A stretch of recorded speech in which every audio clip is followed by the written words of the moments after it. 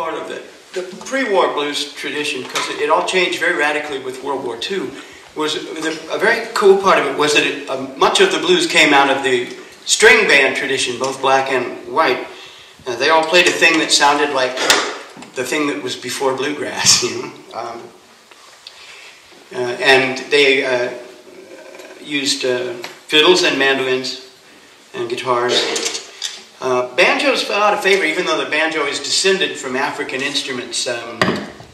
The banjo among African Americans had this sort of context of a plantation slavery kind of instrument, you know. It was somehow much more uptown to play mandolin or violin. And that all ended with World War II because there was a confluence of events. They had perfected electric guitar technology, and the blues had evolved into a faster paced kind of music that was perfectly suited to horns, and it was perfectly suited to the big urban taverns where black people found themselves drinking because they were moving north to do the jobs like working in slaughterhouses and steel foundries and stuff. Those jobs suddenly opened up to them because most of the white guys were off fighting the war. And so the mandolin kind of got left in the dirt for a while. It's making a mighty comeback. When I was a kid, there were about 2 guys who still played it, and now there's 24. So you know, it's growing by leaps and bounds.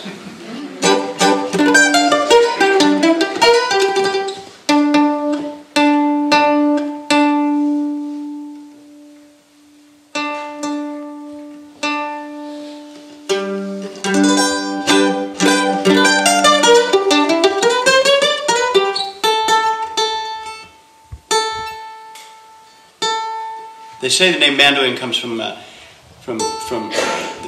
phrase "the little almond," which refers to the shape of it, but I think it's Italian actually for incredibly difficult to play and tune. There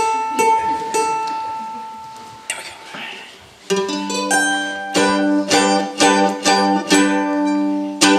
This is one of the first big hits of country blues, like not the classic blues like Bessie Smith was created by city arrangers, you know, people like W.C. Handy and, what was his name, wrote Crazy Blues, Perry Smith.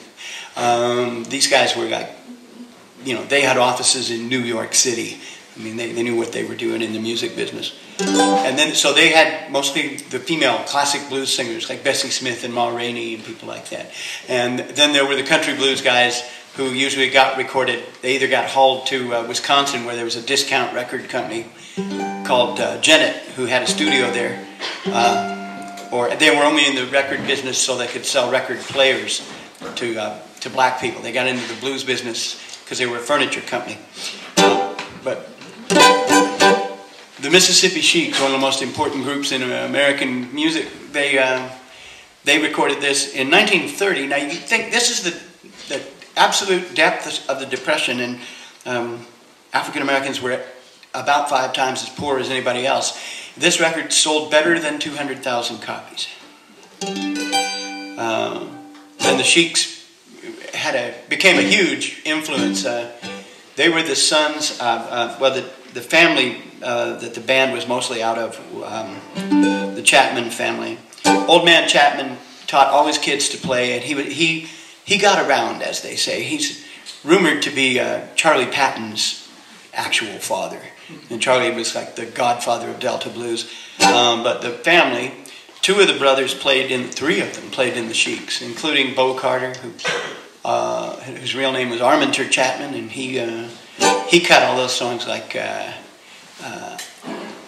Am the Hot Dog for Your Bun, and I am the banana in your fruit basket of love. Sheer poetry. And